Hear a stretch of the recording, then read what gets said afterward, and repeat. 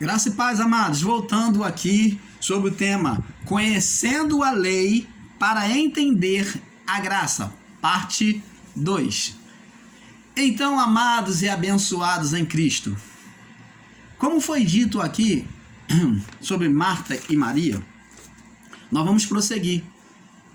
Nós vemos aqui que Maria, representando a graça, ela descansava em busca de receber a revelação de Cristo. Maria foi aquela que escolheu a boa parte, sendo criticada pela irmã sobre o fato de não estar fazendo nada, não é verdade? Porque aqueles que vivem na lei, eles querem fazer obras, eles querem mostrar obras. Então, Jesus disse que ela escolheu a boa parte. E qual foi a boa parte? Ela só tem que crer, só temos que crer, aprender sobre as verdades da graça, né? Crer e adorar, se prostrar. Se prostrar significa adorar. Então a atitude de Maria ali prostrada aos pés de Jesus era uma atitude de adoração e uma pessoa que estava preocupada de receber entendimento, fé. Então ela só tinha que crer e adorar. Era o que ela estava fazendo. Ela estava acreditando nos ensinos de Cristo Jesus e adorando. E Jesus disse que a graça seria permanente, que ninguém ia tirar daquela posição. Jesus diz aqui, e respondendo disse: Marta, Marta, estás ansiosas e preocupada. É no verso 41, tá? Lucas 10, 41. E preocupada com muitas coisas, mas uma só é necessária.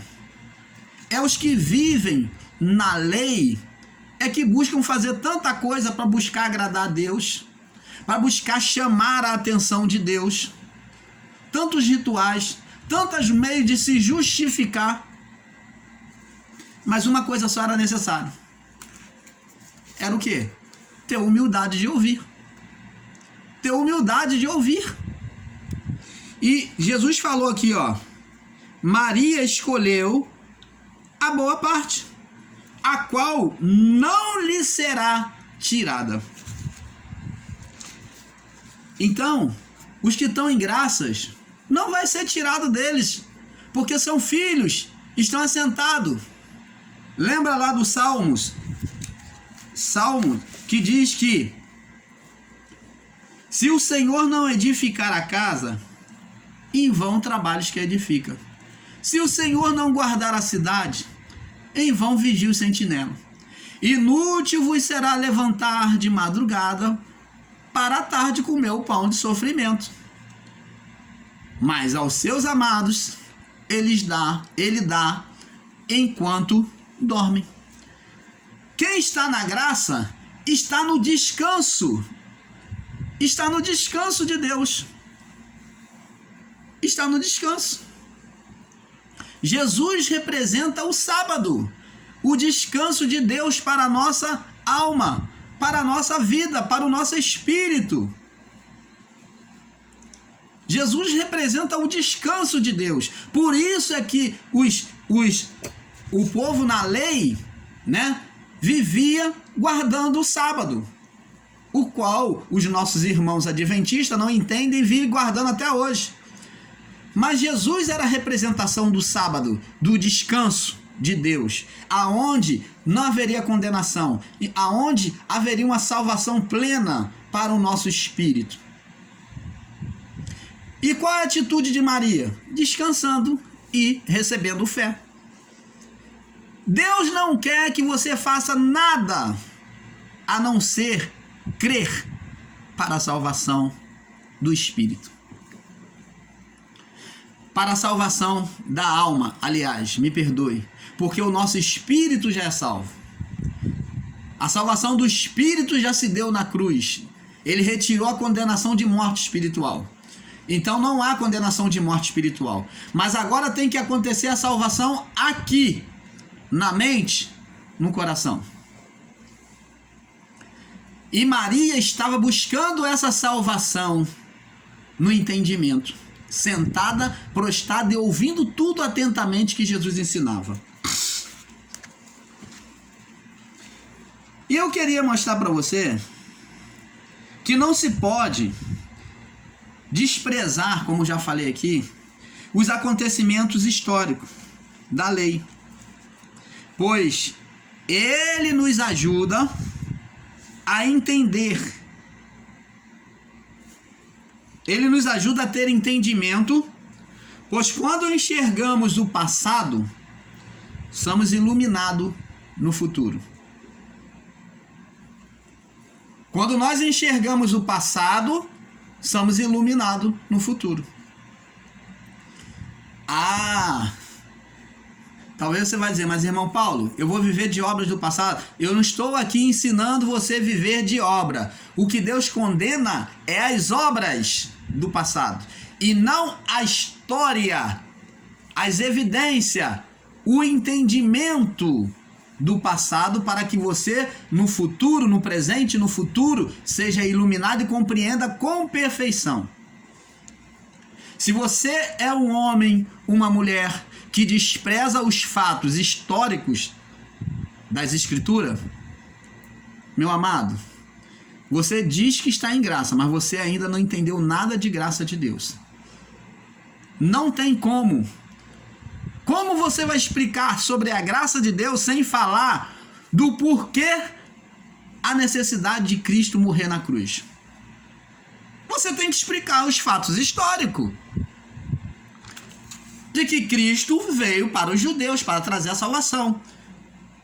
E se você quiser ir até mais longe, você vai explicar um pouco mais para trás do que porquê que chegou ao estado de condenação. Aí você vai voltar lá para os fatos históricos antigos da criação, explicar sobre Adão. Porque você vai dizer para mim, irmão Paulo, eu não concordo. Não! Então eu vou te mostrar um personagem que fala sobre um fato histórico e que você que está em graça crê, que foi o apóstolo Paulo, quando usou a imagem do Adão, o nosso pai na carne, para comparar ao segundo Adão. Paulo descreveu a história sobre os acontecimentos adâmicos, como Paulo descreveu a história sobre o nosso pai da carne, que é Caim. Caim também tem a expressão da carne como Adão.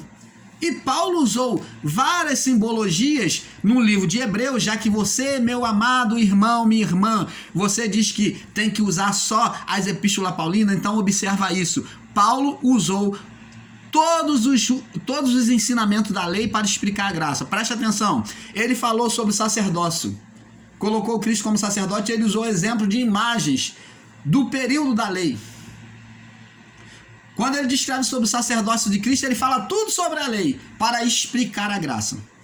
Aí você vem desprezar o Apocalipse do apóstolo João, que está sobre a lei, sobre o povo da lei, e não entende que aquilo para explicar o que aconteceu sobre os que estavam sobre o domínio da lei. Não serve para nós, é verdade, se você assim o ensinar. Mas você tem que entender que o Apocalipse, ele descreve a verdade dos acontecimentos passados. Quem nega isso, nega os ensinos da revelação da graça, porque Paulo também usou vários símbolos do período da lei, e no livro de Hebreus, por exemplo, e vários outros em Gálatas, e você vai ver em Efésios, para explicar a graça. Ele foi comparativo, ele usou os símbolos para poder explicar a graça. E como, amado e abençoado, você pode dizer no que se deve usar os ensinos, os escritos da lei? Olha, eu estou aqui nesse canal para trazer a verdade. Não me importa se eu vou estar me chocando com outros amados irmãos.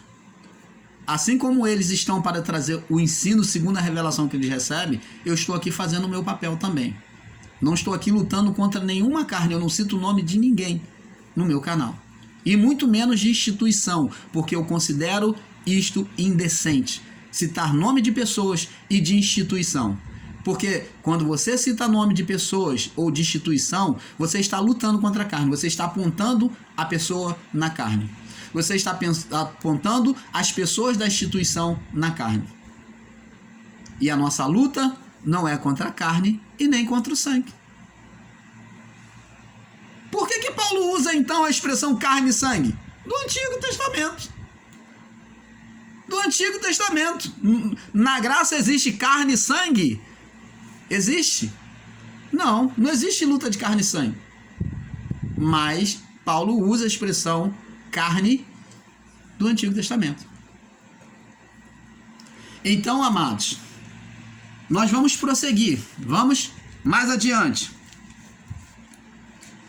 Eu quero dizer para você, para nós prosseguirmos, que a manifestação da graça já existia no ministério de Cristo. Ela não veio por Paulo. Paulo apenas teve a revelação, a compreensão que Jesus não pôde passar por causa do seu período da lei. Ele não poderia revelar ainda essas coisas.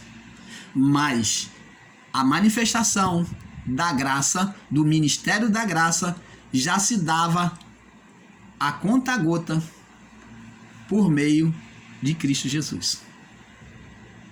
Jesus não podia manifestar diretamente, mas ele manifestou em obras para trazer compreensão hoje para nós. Tanto para aquele povo naquela época como para nós. E eu vou te mostrar isso agora. Nós vemos que depois que Jesus vai na casa de Marta, Maria e Lázaro, nós vemos que, eu quero que você lembre que Maria foi a primeira mulher que testificou a ressurreição de Cristo Jesus. Ela foi a primeira. E o anjo falou com ela. E ela quem trouxe as boas novas para os discípulos da ressurreição do Mestre. Eu vou mostrar mais para você. Vamos lá.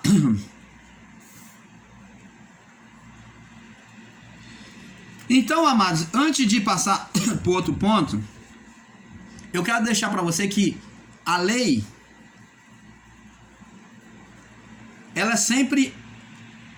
eles são sempre atrevidos e acusadores, estão sempre fazendo comparação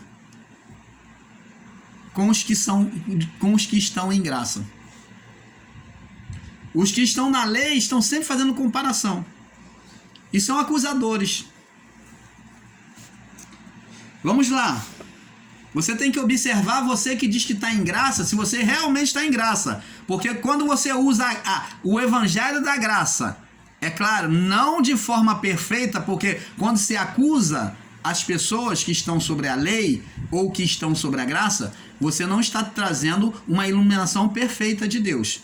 Você tem que observar se você está em graça realmente ou se você está debaixo da lei. Porque a graça jamais é acusadora. Ela vem exortar, vem consolar, vem edificar. Tá bom? Vamos lá. Vamos agora no livro de João. João, capítulo 11, no verso do 1 ao 45. Meu amado. Vamos agora, João, capítulo 11, do verso 1 ao 45. Vamos agora falar sobre a ressurreição de Lázaro. Vamos agora receber a revelação ainda dentro deste ponto sobre o acontecimento da ressurreição de Lázaro. Nós vamos passar para o próximo vídeo, tá bom? Você me perdoe de instigar você, mas vamos passar para o próximo vídeo, tá bom? Conhecendo a lei para entender a graça. No próximo vídeo, nós vamos falar sobre a ressurreição de Lázaro, no livro de João, capítulo 11, do 1 até ao 45. Fique em paz aí.